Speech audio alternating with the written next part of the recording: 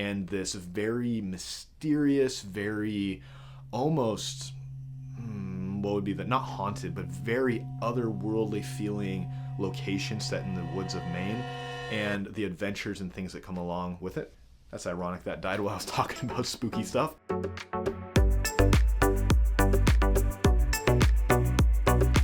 Hello, welcome to my January and February wrap-up of what I've read and some other fun things I want to talk about. My name's Caleb, and this is just another reader. So today, I want to go over some of the books for the last 2 months that I have read, DNFed, and what I'm working on currently. I also want to include an interview with a friend of mine and some just things about books that he loves and just things that thoughts that I think you would really enjoy.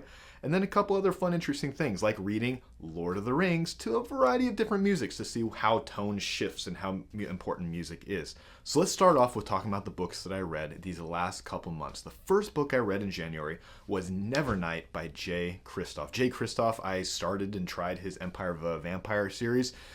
Few things kind of weren't for me, but I will say with Nevernight, I want to go back and give that book a try. Nevernight is a dark academia thriller that is a story of revenge set in a dark assassins guild. It's actually a church on a world where there's so much sun that only very randomly every few years do you actually have true night.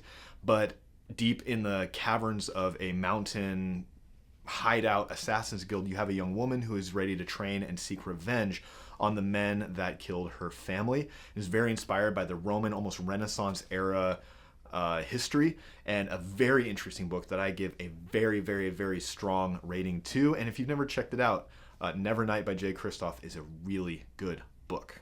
Another book that I finished in the last couple months was Wind and Truth by Brandon Sanderson. This is an amazing epic finale to the first arc of the Stormlight Archive. It's book number 5.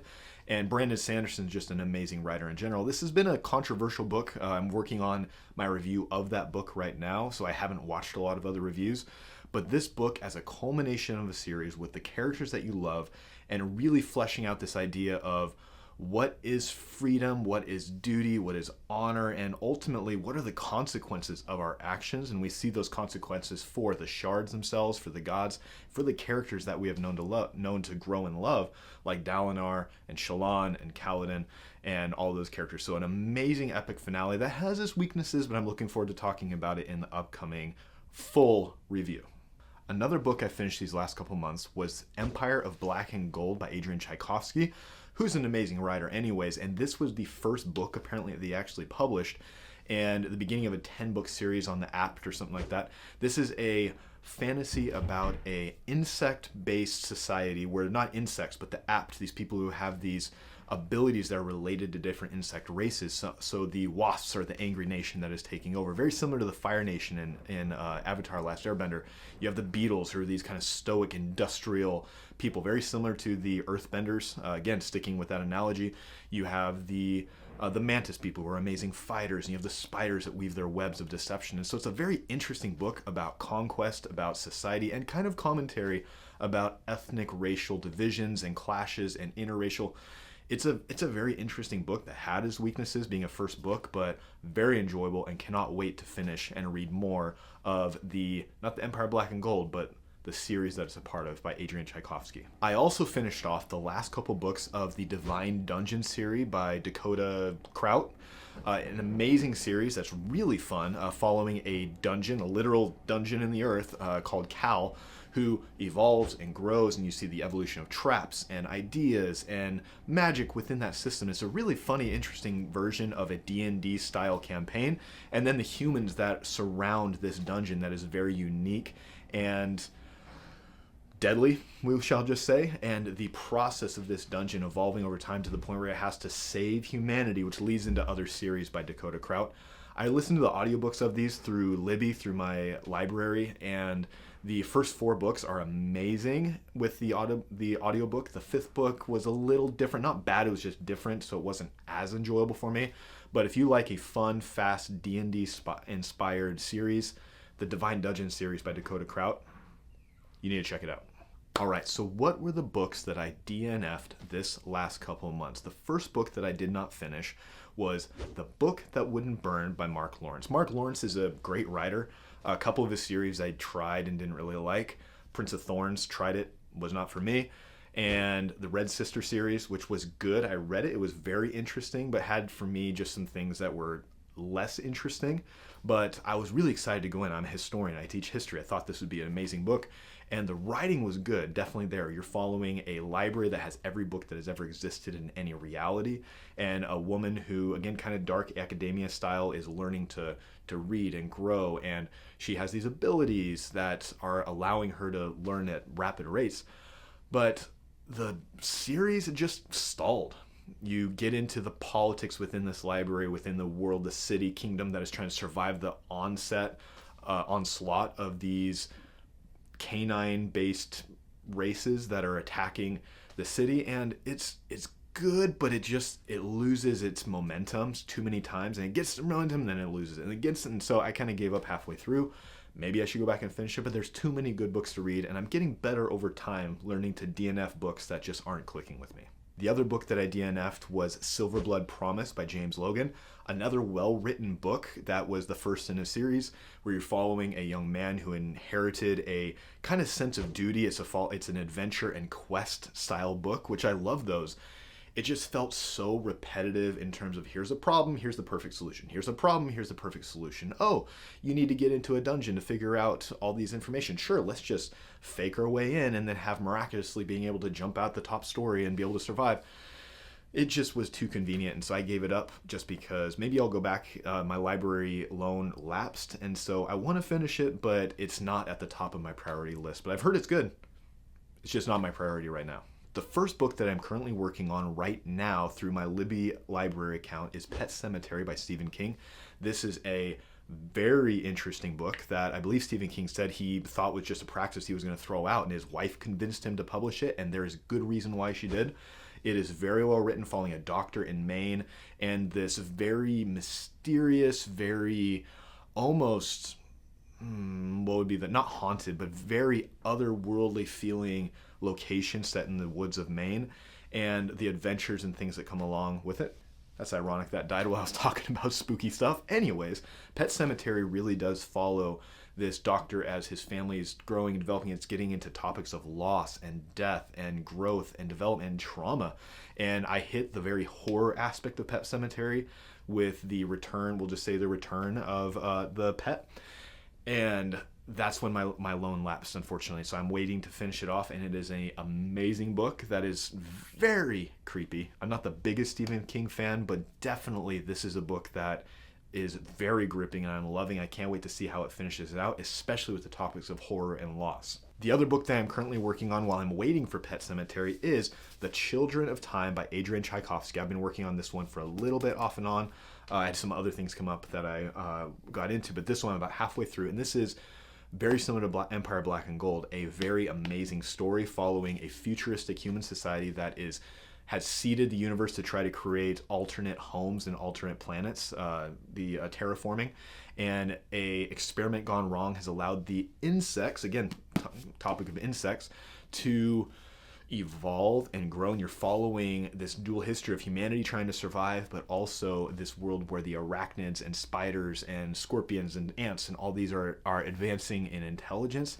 And it is a very interesting book and commentary on humanity, on intelligence, on society and civilization, and very much looking forward to finishing this one off here in the next couple weeks. So these have been the books that I've read, DNF'd, and been working on currently. Up next, let's go ahead and check in with a friend of mine and the way in which he loves to read and what kind of got him into reading and teaching reading. All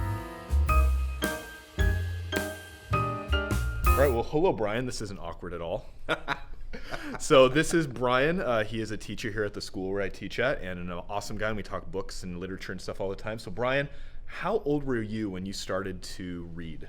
So I guess the first time I really was reading on my own was probably when I was 3, maybe 4, around there. How much did your parents teach you? How much was it just kind of yourself picking it up and figuring stories out on your own? Oh, they were always reading to me all the time. I mean, they'd read to me before bed. I'd take books with me whenever we went anywhere.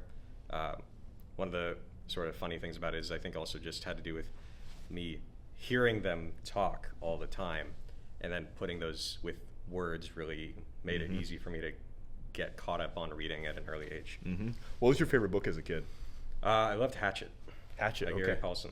Okay, I'll have to check that one out. I have not read that to my son. My son is loving Little Engine That Could and Berenstain Bears. Those are his two favorites right now. Yeah, in about 3 or 4 years, he'll probably be ready for Hatchet. Okay, It's, cool. I will remember that. Yeah, it's about a kid who he crashes in this plane in the middle of the Canadian wilderness and then has to survive on his own. It's sort of a Similar to Lost in the Barrens, if you ever read that. kind of similar. Yeah. Lost in the Barrens. That's one my dad read to me when I was about 7 or 8, so that's on my list with my son.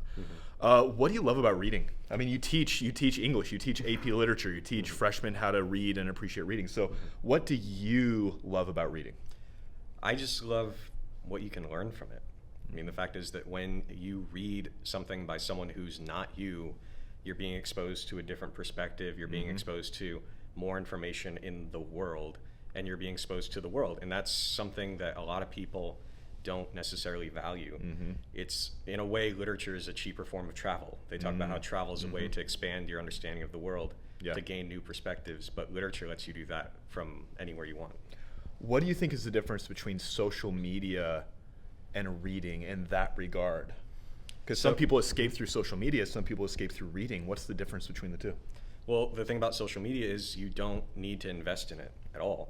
You can watch this 5, 6, 7-second video on Instagram or TikTok or anything, and ultimately that's not going to linger with you. It's not going to stay with you because you didn't invest anything in it. You didn't spend any time with it.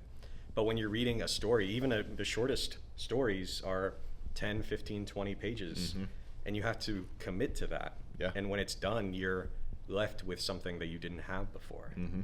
Yeah. And I mean, just a form of escapism. I mean, that's something that I love about reading. I think most people who are readers love that as well. What would you say is your favorite book of all time now, as being an adult and a teacher, a human, everything? Like, what is your favorite book now? The kind of irony of that is that I read my favorite book when I was 17, 18 years old, and that was F. Scott Fitzgerald's This Side of Paradise. Yep. And I read that when I was in high school, and I didn't fully understand it right away. It took me 2 or 3 reads to really process, wait, this is actually about just being a human being. This is about realizing who you are. Most great literature is. Yeah. And this, in a way, this book really decides to show you that in a really mundane way. It shows you just a regular person who goes to college and discovers he's not as smart as he thought he was, and then goes off to the war and then comes back and realizes his life is not what he thought it would be. Yeah. I would say most classic literature and almost all good nonfiction does that well in some way. I don't know if you agree or not. But and final thing, what is a book that you think every single person should read in their lifetime? This isn't, they love to read. What is a book everyone should read? I mean, I'm going to put Fitzgerald in there. I think that This Side of Paradise is a book people should read, especially, it takes place in the United States. It takes place in the early part of the 1900s, but it's still a book that talks to a lot of human experiences that are still relevant. It talks about, what do you do when your family's not really there for you? What do you do when you find people in your life who are mentors for you that aren't your family? What do you do when you make friends and then all of a sudden they're gone, they leave, they die? What do you do when your career isn't going the way you thought it would? What do you do when your love life isn't going the way you thought it would? And what do you do finally when you're kind of left with nothing? Congrats on getting married, by the way. Thank you. So I just think that's a book that shows people that the things we go through in life aren't the end. They are these pathways that lead us to deeper understanding of ourselves. Yeah, awesome. Well, cool. Thank you, Brian. I know we had a few extra questions than we talked about, but I think those are all good. And every single one of these I'm going to do once a month. Different readers, different people, just to see what is it about books that unite us and that challenge us. So awesome. Thank you, Brian. Left-handed handshake. And my arm is tired now, so see you later. The book that I want to highlight this month is one that many people have received over the years. Me, I don't have a huge budget for books. I also don't have a lot of room for them. So when one comes up on sale that I have really wanted, I sometimes will try to get it. There's a lot of books out there, especially broken binding and stuff, that I just will never get around to because of how expensive they are, and I just can't display them right now, especially with little kids. But the one that I've got, this book is normally $40. It was on sale for $20, so I did end up getting it, and that is this edition of Dune, which is, I mean, obviously, it's an amazing book. Some people love it, some people hate it, but you cannot deny how groundbreaking it is. And this cover is just absolutely phenomenal. Look at that blue, look at everything.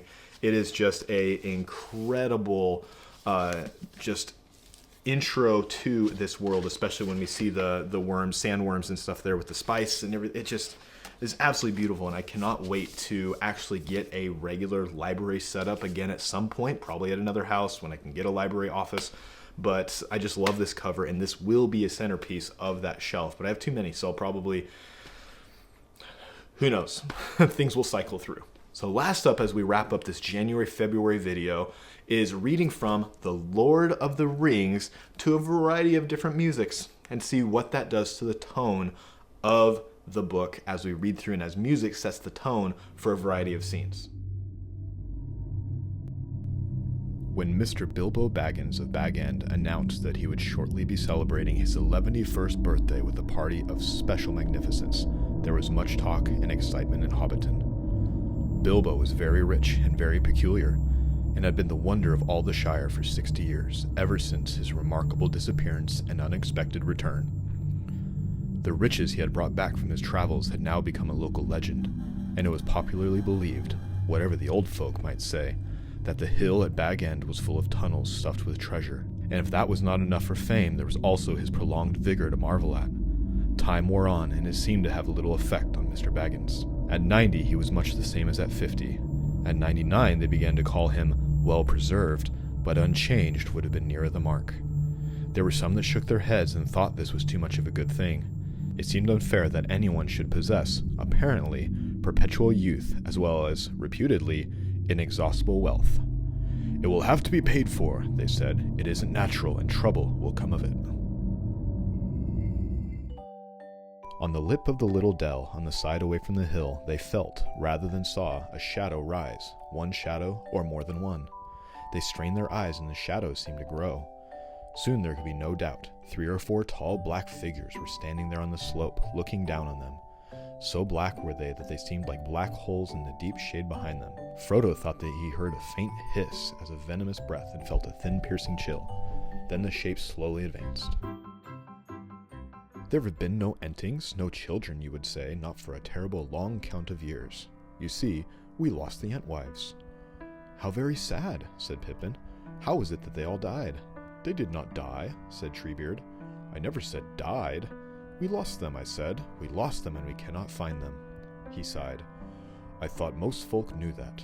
There were songs about the hunt of the Ents for the Entwives sung among elves and men from Mirkwood to Gondor. They cannot be quite forgotten. Well, I'm afraid the songs have not come west over the mountains to the Shire, said Mary. Won't you tell us some more, or sing us one of the songs? Yes, I will indeed, said Treebeard, seeming pleased with the request. But I cannot tell it properly, only in short. And then we must end our talk. Tomorrow we have councils to call and work to do, and maybe a journey to begin. I am a messenger of the king, he said. You are speaking to the king's friend and one of the most renowned in all the lands of the West. You are a ruffian and a fool. Down on your knees in the road and ask pardon, or I will set this troll's bane in you. The sword glinted in the westering sun. Merry and Sam drew their swords also and rode up to support Pippin, but Frodo did not move. The ruffians gave back. Scaring reeling peasants and bullying bewildered hobbits had been their work. Fearless hobbits with bright swords and grim faces were a great surprise, and there was a note in the voices of these newcomers that they had not heard before. It chilled them with fear. Well, thank you so much for sticking around to this video. I know some random stuff, but just trying to figure out some new things and having some fun. And who doesn't want a little more fun and creativity around the booktube space and everything? So thank you so much for watching. Hopefully you have an amazing day. God bless you. Go read some good books. We'll talk to you later.